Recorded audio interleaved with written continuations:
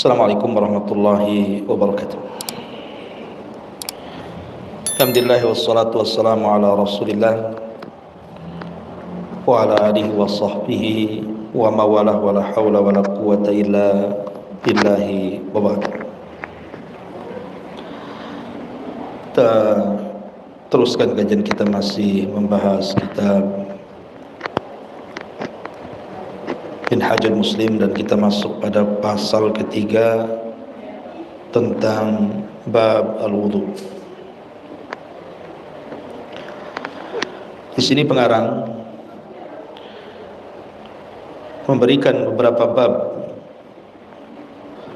Pertama, ketentuan syariat mengenai wudu dan keutamaannya. Kemudian hal-hal yang diwajibkan atau disunnahkan serta dimakruhkan dalam wudu.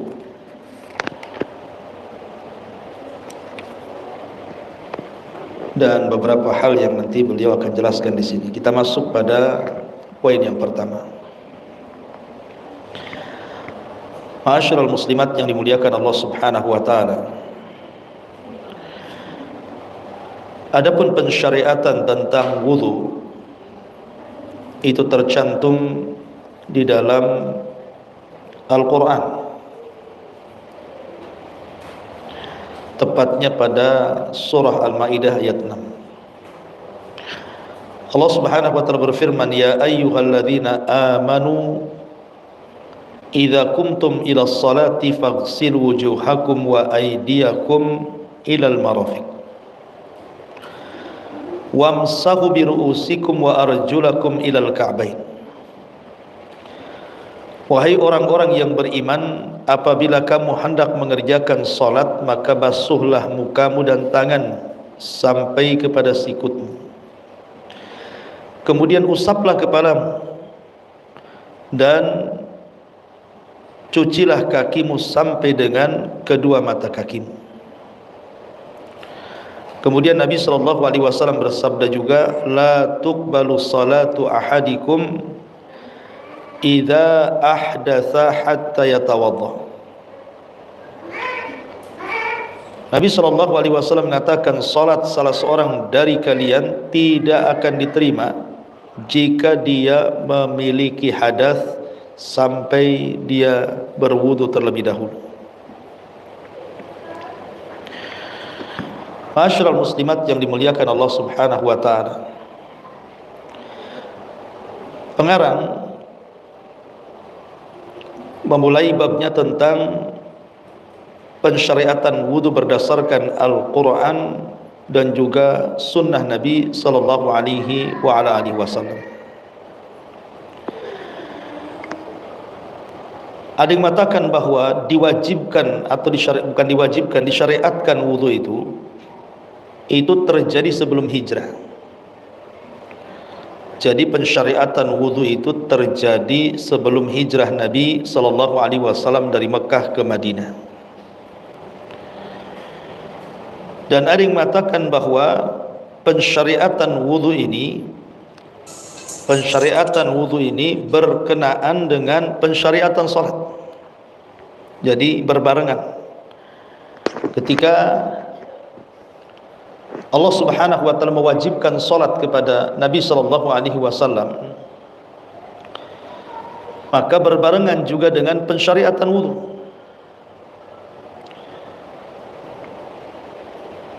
Tetapi menurut para ulama bahwa pada mula Islam atau permulaan Islam, jadi wudu itu hukumnya sunnah. Jadi wudu hukumnya sunnah, tetapi kemudian menjadi wajib ketika wudu itu digunakan untuk salat. Baru kemudian setelah itu disyariatkan ayat tayamum. Jadi pensyariatan tayamum ini setelah pensyariatan wudu. Karena tayamum itu sifatnya rukhsah saja, dia keringanan kalau tidak bisa berwudu.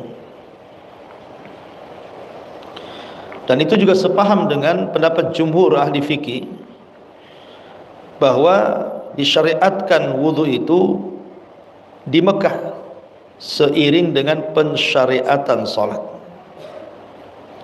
Karena tidak masuk di akal kan Bu, namanya orang salat kan harus wudu dulu. Kalau wudu syariatkan setelah salat enggak masuk di akal. Sehingga yang memungkinkan masuk di akal itu adalah pensyariatan wudu beriringan dengan pensyariatan salat. Dan ini sebagaimana pendapat Hanafiyah, Malikiyah, Hanabilah dan sebagian Syafi'iyah. Ma'asyiral muslimat yang dimuliakan Allah Subhanahu wa taala. Adapun hukum daripada wudu itu sendiri.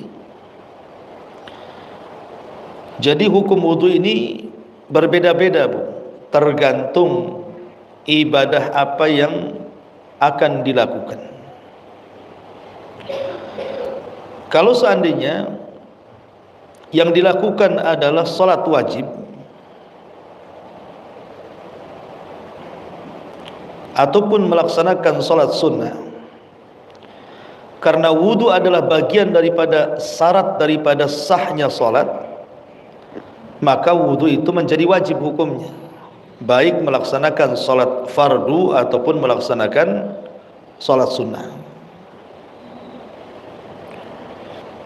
Berdasarkan hadis Nabi yang kita bahas di sini, Nabi SAW mengatakan, la tuqbalu salatu ahadikum idza ahdatsa hatta yatawadda.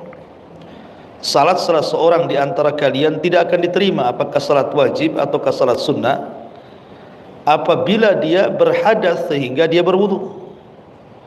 Maka wudu bagi salat itu hukumnya wajib, karena dia adalah syarat daripada sahnya salat. Adapun kalau seandainya berwudu hendak membaca Quran, berwudu hendak tidur, berwudu hendak mengulang melakukan hubungan suami istri dan yang lainnya, maka hukum wudu kembali kepada hukum asal, hukumnya sunnah saja. Jadi sekali lagi bahwa wudu itu hukumnya mengikuti ibadah yang akan dilakukannya. Ma'asyiral muslimat yang dimuliakan Allah Subhanahu wa taala. Di sini pengarang kemudian menjelaskan tentang keutamaannya. Apa saja keutamaan berwudu itu? Kata beliau, sebagai bukti yang menunjukkan bahwa dalam wudu itu terdapat keutamaan, maka Nabi SAW bersabda di sini, ala adullukum ala ma yamhullahu bihil khataya wa yarfa'u bihi darajat. Qalu bala ya Rasulullah, isbaghul wudu 'alal makari wal khuta ilal masajid wa intidharus salati ba'da as-salah fadzalikumur ribat. Maukah kalian agar aku tunjukkan kepada sesuatu yang dapat menghapuskan kesalahan dan juga mengangkat derajat? Mereka para sahabat menjawab, tentu wahai Rasul. Maka Nabi SAW bersabda, maka sempurnakanlah wudu kalian pada waktu kalian tidak suka. Umpamanya waktu yang sangat dingin sekali, malas memegang air, ataupun badan agak sedikit demam-demam, agak takut-takut megang air, sempurnakan wudu. Kemudian setelah itu melangkahkan kaki ke masjid, kemudian menunggu solat berikutnya setelah solat, maka itulah ribat. Di dalam hadis ini Nabi SAW menyebutkan dua keutamaan wudu. Pertama, menghapuskan kesalahan, dan yang kedua, mengangkat derajat. Jadi saat ibu berwudu, jadi kalau ibu kemudian berkumur-kumur, dimulai daripada mencuci tangan, maka saat mencuci tangan itu dosa-dosa yang ada di tangan kita itu akan berjatuhan. kemudian saat ibu berkumur-kumur dan memasukkan air ke hidung, maka dosa-dosa hidung dan mulut itu akan berjatuhan.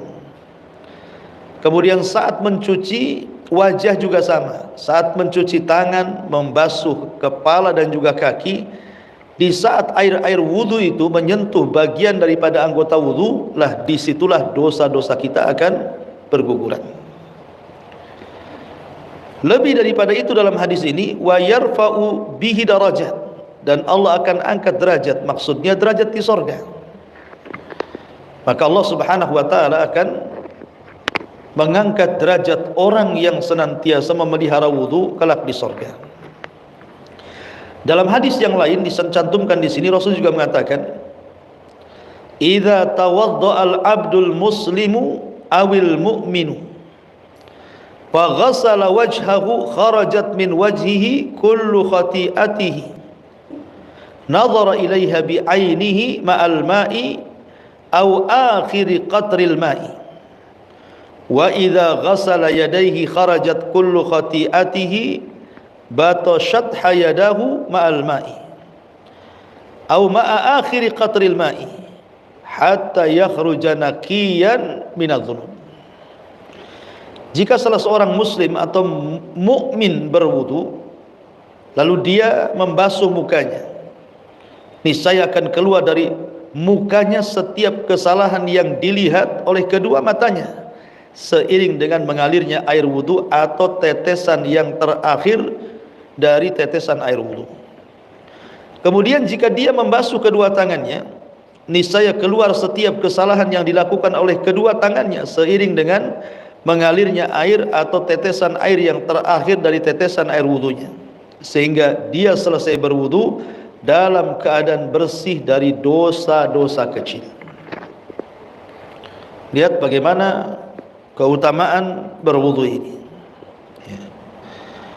Kemudian juga keutamaan berwudu disebutkan dalam hadis yang lain. Saya rinci saja sedikit biar jelas. Kita buat pakai poin aja. Satu, wudu itu separuh daripada iman. At-tuhuru syatrul iman. Bahwa kebersihan itu separuh daripada iman. Yang kedua, wudu itu mukaffirudz dzunub, bisa menggugurkan dosa, sebagaimana hadis yang kita baca tadi. Kemudian yang ketiga, wudu itu alamat dari alamat ahlul iman, karena tidak ada yang mampu menjaga wudu kecuali orang beriman. Sebagaimana Rasul mengatakan, la yuhafidhu 'alal wudu illa mu'minun. Tidak ada yang bisa menjaga wudu kecuali seorang yang beriman. Artinya wudu adalah alamat keimanan. Kemudian yang keempat, bukan hanya alamat keimanan di dunia, tetapi juga alamat keimanan kelak pada hari kiamat. Karena Nabi SAW mengatakan, inna ummati yud'auna yawmal qiyamati ghurran muhajjalina min atharil wudu.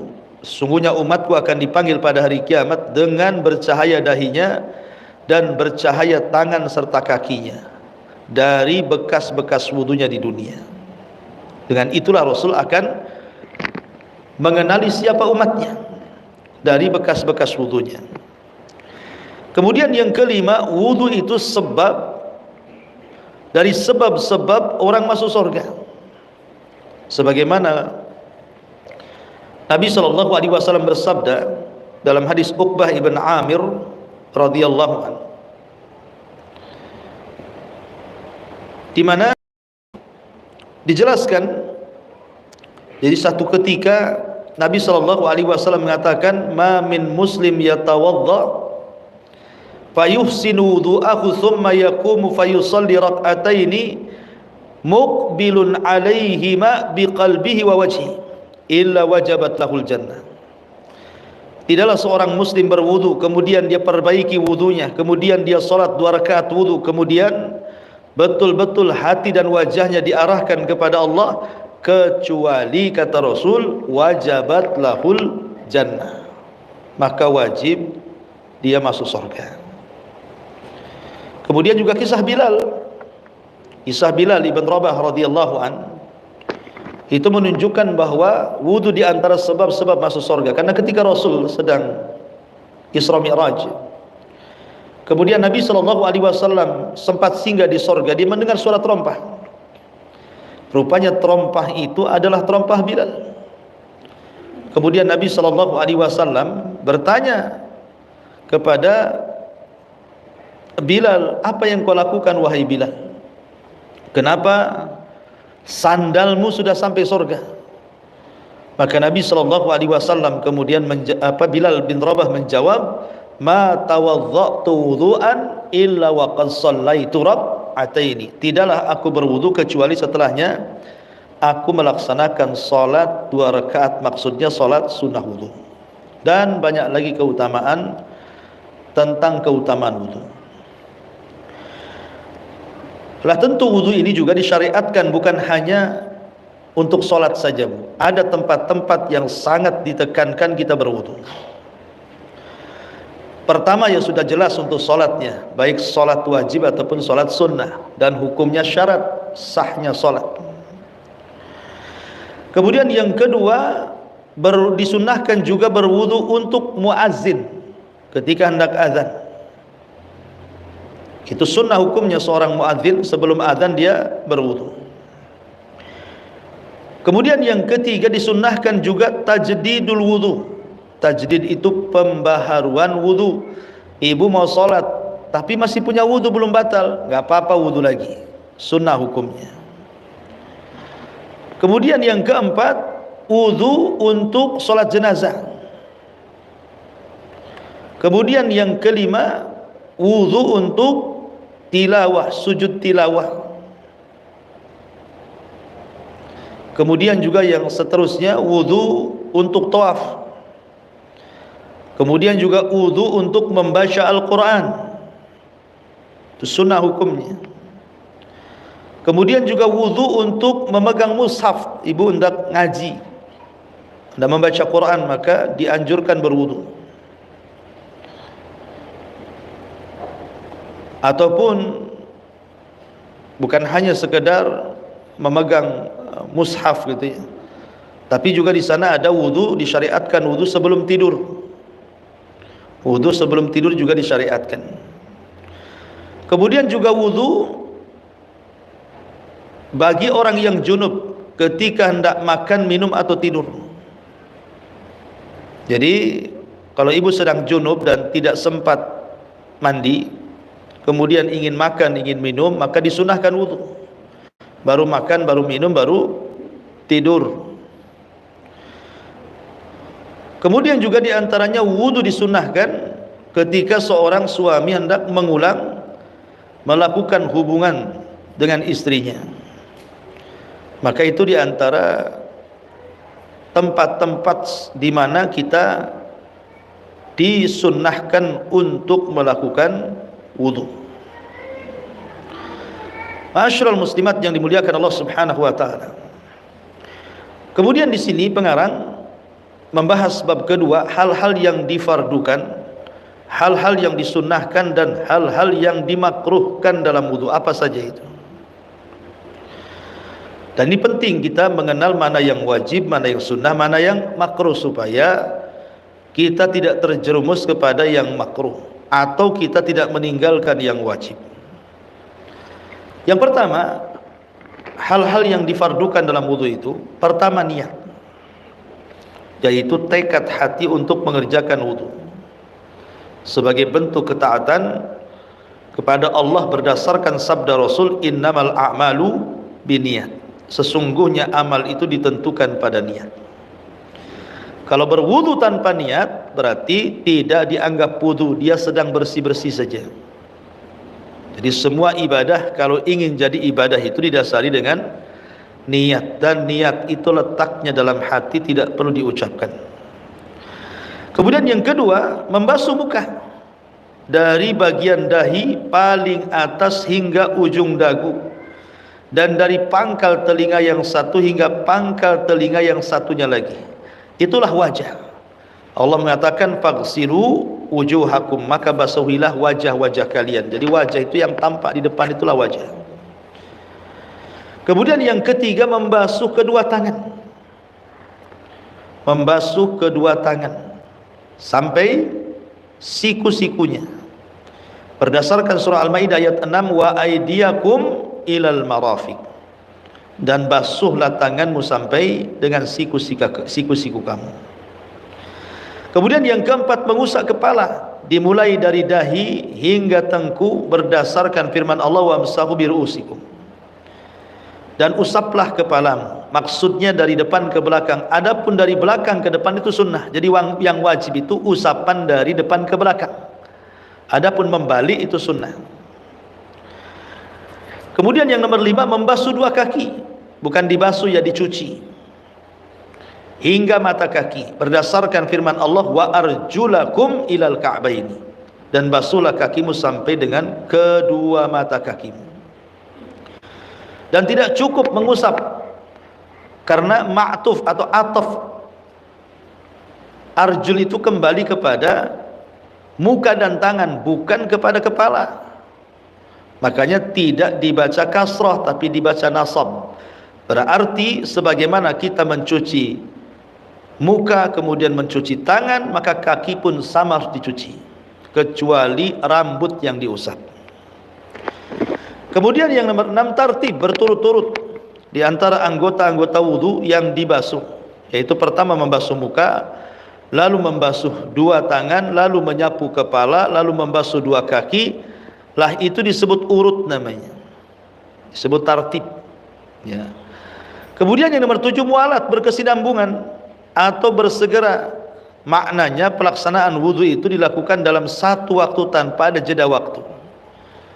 Pamannya di sini kumur-kumurnya sejam kemudian cuci mukanya, nggak bisa, harus mualah terus menerus berkesinambungan.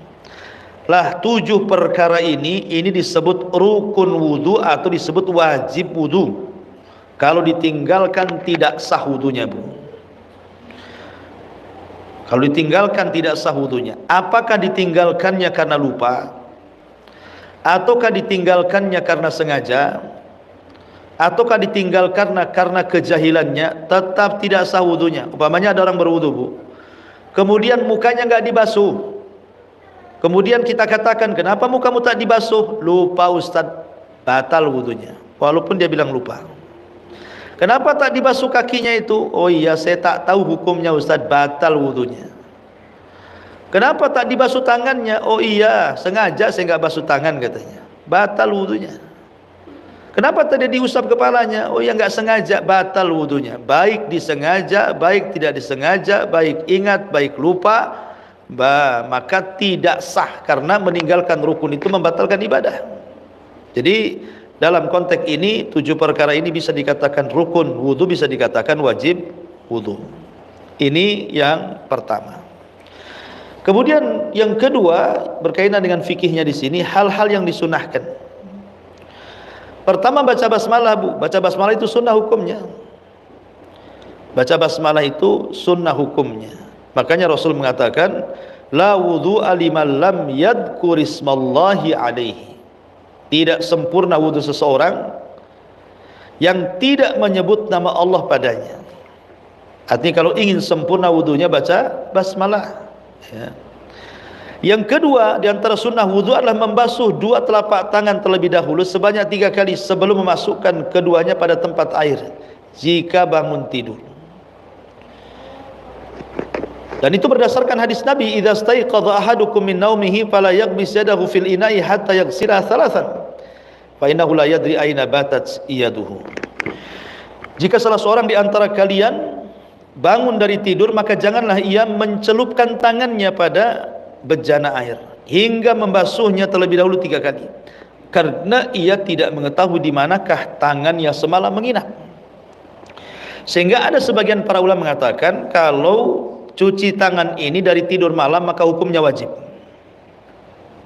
Jadi ada yang mengatakan hukumnya wajib, tetapi ada yang mengatakan sunnah hukumnya. Kemudian yang nomor 3, bersiwak berdasarkan sabda Rasul, laula an asyqa ala ummati la amartuhum bisiwak ma'a kulli wudhu'in. Seandainya tidak akan memberatkan kepada umatku, niscaya aku akan perintahkan mereka untuk wudu, untuk bersiwak pada setiap kali wudu. Ya, kalau tidak ada siwak ya sikat gigi lah jadi. Termasuk juga berkumur, menggerak-gerakkan air dalam mulut, dari sudut yang satu ke sudut berikutnya lalu membuangnya, itu juga bagian daripada sunnah. Rasul mengatakan, idza tawadhdha'ta famadmid, jika kamu berwudu maka hendaklah berkumur-kumur. Kemudian juga di antara sunnah wudu adalah menghirup air ke hidung dan membuangnya. Ya tentu ini perselisihan sebenarnya Bu ya, tapi kan ini pendapat pengarang, saya hanya membaca pendapat pengarang. Wa balik fil istinsaki illa an takuna shaima, lakukan secara maksimal dalam menghirup air ke hidung kecuali engkau lagi puasa. Termasuk juga yang nomor 6 menyela-nyela janggut. Bagi yang punya janggut ya, suami ibu punya janggut, maka kasih tahu harus menyela-nyela, yuhallil lihyatahu, beliau Rasul menyela-nyela janggutnya. Kemudian yang nomor 7 membasuh anggota wudu sebanyak 3 kali. Yang wajib itu 1 kali. Kalau 2-3 kali itu hukumnya sunnah saja. Tapi kalaupun sunnah janganlah ditinggalkan. Kemudian yang nomor 8 mengusap 2 telinga, bagian luar maupun bagian dalam. Kemudian yang nomor 9 menyela-nyela jari tangan dan jari-jari kaki berdasarkan sabda Rasul, idza tawadhdha'ta fakhallil asabi'a yadayka wa rijlaika, jika kamu berwudu hendaklah kamu menyela-nyela jari-jari kedua tangan dan kedua kakimu. Ini yang banyak dilalaikan orang. Kadang-kadang mencuci kaki itu hanya digejar-gejur aja ya, dibanjur tapa di sela-sela bagian sambungan jari-jari kaki dengan jari-jari kaki yang lainnya. Kemudian yang nomor 10 mendahulukan bagian anggota sebelah kanan daripada yang kiri. Kata Rasul, idza tawadhdha'tum fabda'u bima yaminikum, jika kamu berwudu hendaklah kalian memulai dan mendahulukan dengan bagian anggota yang sebelah kanan dulu. Ini sunnah hukumnya. Termasuk juga memanjangkan serta melebarkan basuhan. Saat membasuh muka melebar basuhan hingga pinggir leher. Saat membasuh kedua tangan memanjangkan basuhan hingga membasuh bagian dari 2 lengan tangan di atas sikutnya. Lalu saat membasuh 2 kaki memanjangkan basuhan hingga membasuh bagian dari 2 betisnya. Itu berdasarkan hadis Rasul, inna ummati ya'tuna yaumal qiyamati ghurran wa hajjalina min atharil wudu man istata'a minkum an yutila ghurratahu falyaf'al. Sesungguhnya umatku akan datang kelak pada hari kiamat dalam keadaan ghurrah, putih di dahinya, dan muhajjalin, putih 2 tangan dan 2 kakinya karena bekas wudu. Maka barang siapa yang mampu memanjangkan basuhannya hendaklah dia berwudu. Walaupun sebagian ulama mengatakan tambahan ini tambahan dari Abu Hurairah. Kemudian yang nomor 12, pada saat mengusap kepala hendaklah dimulai dari sebagian kanan, baru ke belakang, baru ke depan lagi. Itu sunnah hukumnya. Tapi membasuhnya wajib rukun, maksudnya memulainya. Kemudian yang nomor 13 berdoa setelah selesai wudu, asyhadu alla ilaha illallah wahdahu la syarikalah wa asyhadu anna muhammadan abduhu wa rasuluhu allahumma ij'alni minat tawabin waj'alni minal mutatahhirin. Maka sunnah setelah wudu itu hukumnya sunnah. Bahkan orang yang mengatakan asyhadu alla ilaha illallah yang tadi, futihat lahu abwabul jannah ats-tsamaniyah, maka akan dibukakan 8 pintu bagi dia, yadkhulu min ayyi abwabin syaa, dia akan masuk dari pintu yang dia sukai. Subhanallah ya, jangan remehkan wudu, lihat bagaimana keutamaannya. Ini yang disunnahkan. Kemudian yang nomor 3, hal-hal yang dimakruhkan dalam wudu. Pertama, berwudu di tempat bernajis, karena dikhawatirkan najis itu akan mengenai pelakunya. Kemudian yang kedua, lebih dari 3 basuhan. Tak boleh, man zada faqad asa'a wa zalama, barang siapa yang menambah basuhan lebih daripada 3 maka ia telah melakukan sesuatu kejelekan dan kezaliman. Tak boleh. Kita mencukupkan apa yang diperintahkan Nabi, yang dicontohkan Nabi saja. Kemudian yang nomor 3, berlebihan dalam menggunakan air.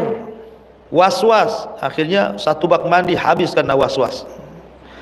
Kemudian yang nomor 4, meninggalkan salah satu atau beberapa sunnah wudu, karena dengan meninggalkannya berarti telah mengabaikan 1 pahala yang tidak sepantasnya diabaikan. Seperti umpamanya dalam wudu tadi sudah dijelaskan, mungkin dia mengabaikan menyela-nyela gitu ya, mengusap 2 telinga bagian luar maupun bagian dalam, atau membasuh anggota wudu sebanyak 3 kali dan begitu seterusnya ya. Intinya dia meninggalkan sunnah. Dan kalau seandainya dia meninggalkan sunnah, maka dia akan mengabaikan pahala yang tidak pantas diabaikan. Kemudian yang terakhir, berwudu dengan air berlebihan dari air yang dipakai bersuci oleh istri atau yang lainnya. Nah, Rasulullah an fadli tuhuril mar'ah. Rasul melarang bersuci dengan air kelebihan dari air yang dipakai oleh bersuci istri. Tetapi walaupun demikian, pendapat yang kuat bahwa air musta'mal itu suci dan mensucikan.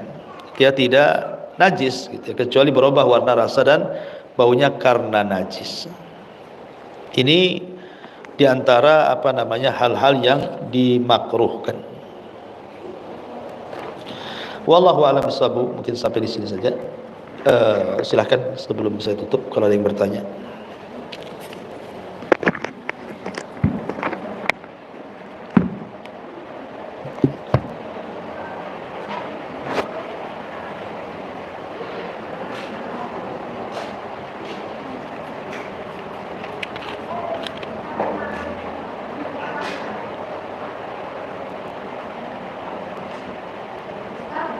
Ya.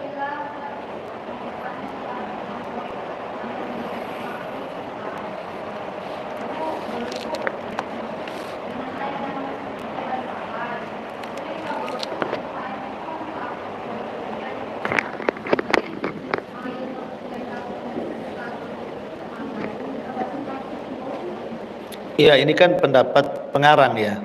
Beliau Syekh Abu Bakar Jabir Al-Jazairi, kayaknya dia berpendapat tentang air mustakmal itu tidak bisa digunakan. Tapi pendapat yang kuat bahwa air mustakmal itu bisa digunakan untuk bersuci. Dia suci dan mensucikan. Karena Rasul pernah satu bejana mandi bersama Aisyah. Ya, saling mandi kan, mandi besar dalam satu bejana kan. Artinya kalau satu bejana, artinya kan airnya itu juga. Yang mandi Aisyah di situ, yang Rasul juga di situ kan. Sehingga air mustakmal ini kembali kepada hukum kaedah air. Selama air tidak berubah warna, rasa dan baunya karena sebuah najis, maka tetap dihukumi suci walaupun dia mustakmal. Ya. Wallahu a'lam. Tapi ini masalah khilaf ya. Masalah khilaf ulama. Tapi di sini ada pertanyaan, bagaimana hukum sholat jika seseorang ayah mengimami anaknya yang alhamdulillah bacaan Al-Qur'annya lebih baik jika dibandingkan bacaan Al-Qur'an si ayah. Dalam hal ini tajwid si ayah belum sempurna Ustaz. Iya, nggak apa-apa, dilatih. Anak kita jadi imam. Ya, karena di zaman Nabi SAW juga ada anak kecil yang belum balik jadi imam di kaumnya. Karena memang tidak ada yang lebih fasih dibandingkan dia, padahal dia belum sampai balik usianya. Dan tidak diingkari oleh para sahabat dan tidak diingkari oleh Nabi SAW. Artinya boleh. Ya, kalau dia sudah yang dengan syarat mumayyiz, Ibu ya. Mumayyiz itu dia sudah bisa membedakan. Jangan pula anak-anak kecil yang belum mumayyiz, belum bisa membedakan uang 50 dengan uang 10.000 jadi imam, ya jangan. Ya, maksudnya mumayyiz itu dia sudah bisa membedakan ini ruku, ini sujud, ini. Pokoknya walaupun belum balik tapi dia sudah bisa membedakan antara hak dan yang tidak hak, maka boleh.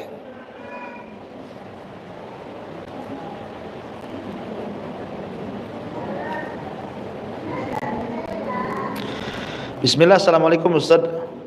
Ustaz Afwan mau tanya, tadi saya ketinggalan 8 pintu sorga tentang wudu. Tadi syukran Ustaz. Ya, maksudnya orang yang membaca doa. Jadi orang yang membaca doa selepas berwudu, maka akan dibukakan padanya 8 pintu sorga. Ya, doanya apa? Ya, doanya sudah dijelaskan tadi. Di mana Nabi SAW menganjurkan kita untuk membaca asyhadu alla ilaha illallah sampai selesai. Ya, asyhadu alla ilaha illallah wa asyhadu anna Muhammadan abduhu wa rasuluh. Allahumma ij'alni minat tawabin waj'alni minal mutatahhirin. Maka kata Rasulullah, maka futihat lahu abwabul jannah, akan dibukakan padanya pintu-pintu surga yang 8, yadkhulu min ayyiha syaa, dia akan masuk dari pintu surga manapun. Baik, kemudian di sini pertanyaan lagi, dalam kondisi junub apakah haram makan minum wudu di situ wajib atau sunnah? Sunnah wudunya. Sunnah, tadi kan dijelaskan sunnah. Sunnah berwudu. Kalaupun tidak berwudu ya tidak apa-apa, namanya sunnah. Kemudian cat rambut apakah menghalangi air wudhu ataukah ada ketentuan khusus untuk jenis cat rambut yang boleh digunakan? Itu saya tidak tahu merek-mereknya itu. Tapi intinya bahwa tanya kepada penjualnya, ini kalau saya pakai cat rambut kira-kira terkena basuhan air atau tidak? Kalau tidak maka nggak usah. Tapi kata penjualnya bisa, ini tidak ada masalah, ya tidak apa-apa. Yang penting kan jangan menghalangi air, itu saja. Seperti kutek atau apa yang pewarna kuku gitu ya, kalau sampai menghalangi air wudu tidak sah wudunya. Tapi kalau tidak menghalangi air wudu maka sah wudunya. Wallahu a'lam.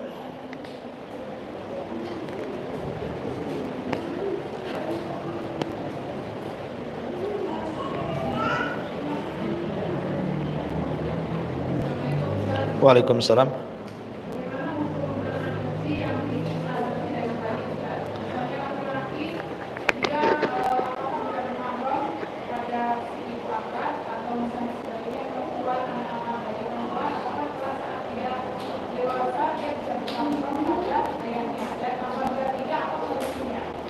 Gimana?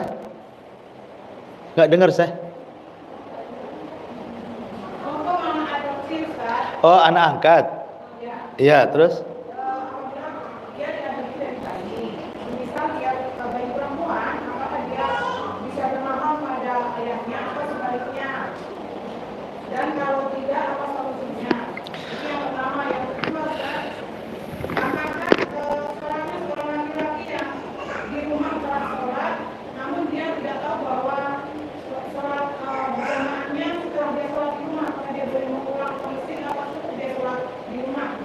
Dia sudah sholat di rumah.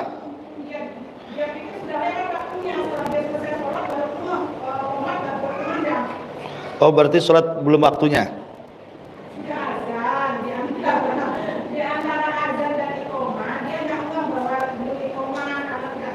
Tapi kan sudah masuk waktu.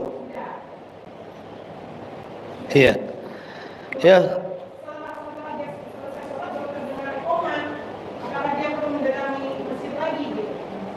Tapi dia sudah sholat. Oh, mau 2 kali gitu ya? Iya. Yang satu sholat di rumah, satu ingin ke masjid gitu. Kalau ingin ke masjid ngapain sholat di rumah? Oh gitu. Ya, alhamdulillah. Tentang masalah anak angkat. Anak angkat ini atau mengadopsi anak itu memang tradisi yang sudah ada sejak zaman jahiliyah ya, dan dibenarkan dalam Islam. Bahkan Nabi juga pernah mengangkat anak angkat namanya Zaid ibn Harithah radhiyallahu an. Sehingga ketika Nabi SAW menasabkan kepada dirinya, turun ayat larangan, ma ja'ala adiyaakum abnaakum. Allah tidak menjadikan anak angkatmu sebagai anak kandungmu sendiri. Artinya beda hukum anak angkat dan anak kandung. Anak angkat itu tidak dapat waris, anak angkat tidak dapat mahram, anak angkat tidak dapat wali, ya. Artinya 3 perkara tidak ada pada anak angkat. Waris, wali, mahram. Itu hanya ada di anak kandung. Tetapi bisa menjadi mahram, satu kalau disusui, menjadi anak susuan. Yang kedua dinikahkan dengan keluarganya yang punya mahram. Umpamanya anak angkat dinikahkan dengan keluarga yang ada mahramnya. Jadi dia jadi mahram. Karena anak angkat ini bukan siapa-siapa kita, karena kebaikan kita aja mengangkat anak dia. Tetapi boleh hidup satu rumah. Kalaupun dia sudah dewasa, maka dia harus menjaga aurat dari bapak angkatnya. Ya, berbeda dengan anak kandung kan gitu ya. Dan kalau dia menikah, maka yang berhak menikahkannya, kalau dia masih punya bapak kandung, maka bapak kandungnya. Kalau tidak ada, maka kembalikan kepada wali hakim. Dan wali ayahnya tidak berhak. Ayah angkatnya tidak berhak untuk menikahkannya karena dia bukan walinya. Jadi walinya tetap bapak kandungnya atau keluarganya siapa, paman dari bapaknya. Atau kalau tidak ada ya Pak Kua lah yang nikahkan. Wallahu a'lam. Adapun tadi kalau umpamanya dia tidur kemudian bangun dan sudah masuk waktunya, kemudian dia sholat, setelah sholat kemudian di masjid qomat, ya sah-sah saja sholatnya. Kenapa? Karena sudah masuk waktunya. Kecuali dia sholat belum waktunya, nah, itu baru tidak sah sholatnya, diulang. Tapi kalau sholatnya sudah, tiba-tiba dia dengar qomat di masjid karena kebiasaan ke masjid, ya silahkan ke masjid, bu, nggak apa-apa. Sholat 2 kali, nggak apa-apa. Yang satu wajib, yang satu sunnah hukumnya, dan sedekah yang kedua. Wallahu a'lam. Kemudian di sini pada saat mengajarkan anak berdoa untuk kedua orang tua, anak bertanya kepada kapan doanya. Sunnahnya saat sujud karena terbatasnya doa berbahasa Arab sesuai sunnah yang dihafal. Apakah ortu mengajarkan bid'ah saat mengajari anak berdoa tertentu di sujud sholatnya, Ustaz?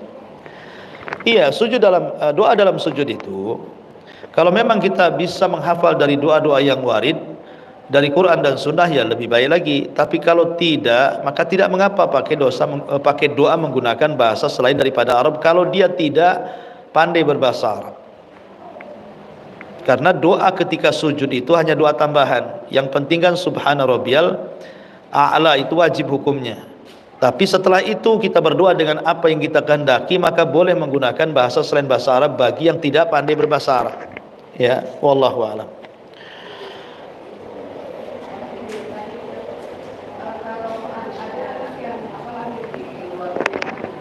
Anak zina.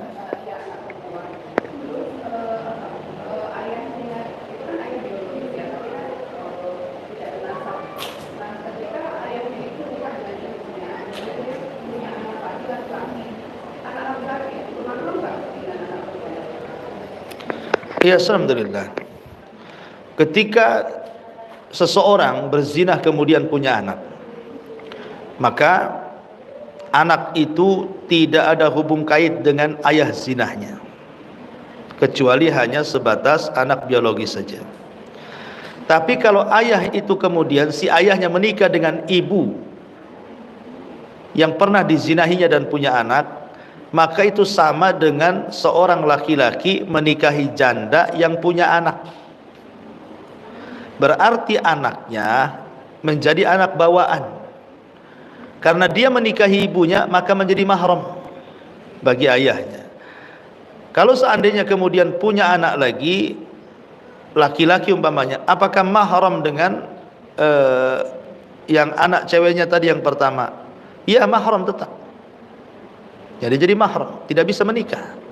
Karena kan satu ibu jatuhnya satu ibu, walaupun satu bapak, masalahnya yang satu sperma halal, yang satu sperma haram, kan gitu jatuhnya. Tapi kan dia satu ibu, dia menjadi mahram. Wallahu a'lam.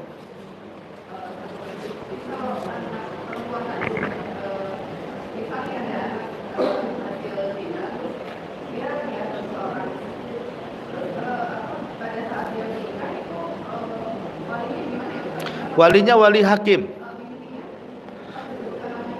Walinya wali hakim. Apakah kemudian binnya, kalau dia tidak tahu bapaknya, ya bin Abdillah saja.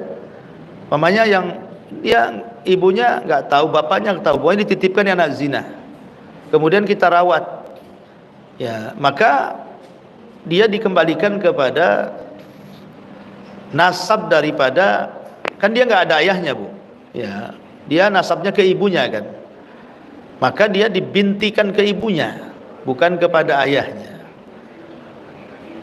Walaupun ada ayahnya, seandainya ada ayahnya, umpamanya ayahnya menikahi ibunya kan, tapi karena itu hasil zina, maka tetap tidak bisa, umpamanya ayahnya Abdullah namanya, tidak bisa juga bin Abdillah, tetap binti, ya seperti Isa bin Maryam. Isa laki-laki, tapi kan binnya ke Maryam, bukan berarti Isa anak zina, tidak. Artinya boleh menasabkan seseorang itu kepada ibunya. Cuman kan tradisi di negeri kita ini kadang-kadang tidak begitu. Dia mengikuti kakak gitu ya, kakaknya ikut siapa gitu. Sehingga di antara persyaratan kakak itu kan biasanya ya dinasabkan kepada bapak angkatnya, untuk menutup aibnya supaya tidak malu kalau sudah besar. Itulah tradisi di negeri kita kan. Sehingga tidak diciptakan hukum-hukum supaya orang itu tidak berzina. Coba kalau seandainya orang itu kemudian dibuat kayak gini, hukum Islam diterapkan, mungkin orang mikir berzina ataupun punya anak zina tuh. Ya tapi kan sekarang biasa saja, naudzubillah kan. Ya kalau kita cerita syariat Islam ya tetap nasabnya ke ibunya.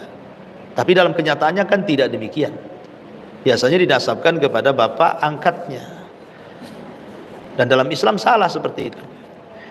Tapi di sini assalamualaikum Ustaz, semoga Allah senantiasa menjaga Ustaz amin dan keluarga amin.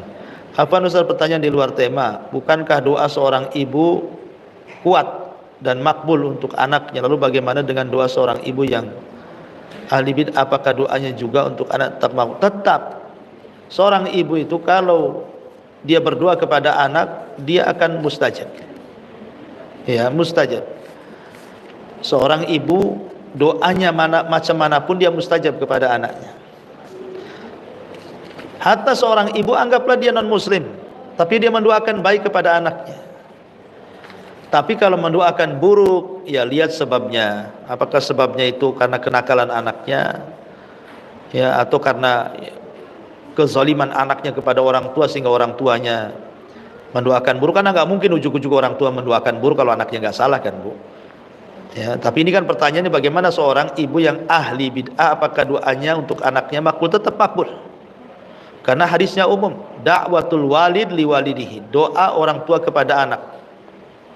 Ya, jadi hadisnya umum, apakah dia ahli sunnah atau ahli bid'ah, masuklah di dalamnya. Wallahu a'lam. Iya.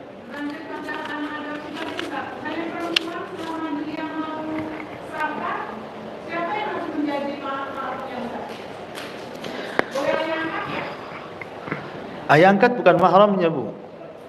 Iya.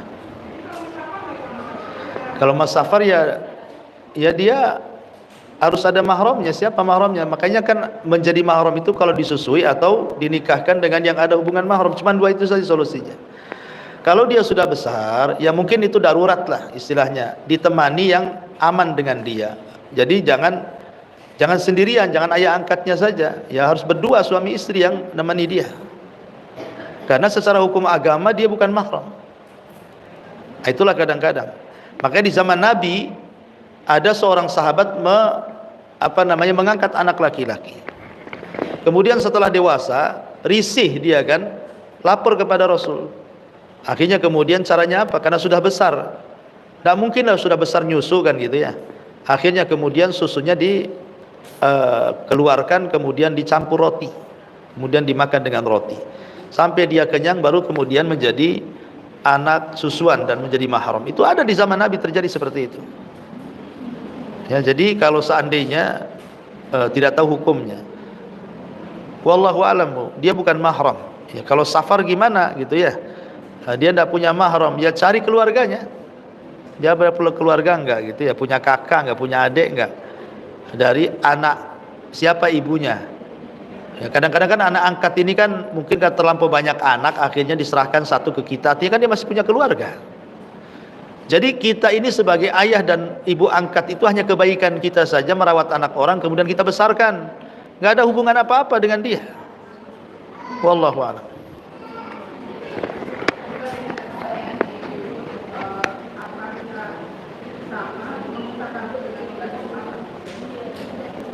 Mengusap rambut dengan sama aja, membasuh dengan mengusap, tapi kepala itu tidak dicuci. Satu-satunya anggota badan wudu yang tidak dicuci itu hanya kepala. Selain itu dicuci, mulai dari tangan, wajah sampai ke kaki. Wallahu a'lam.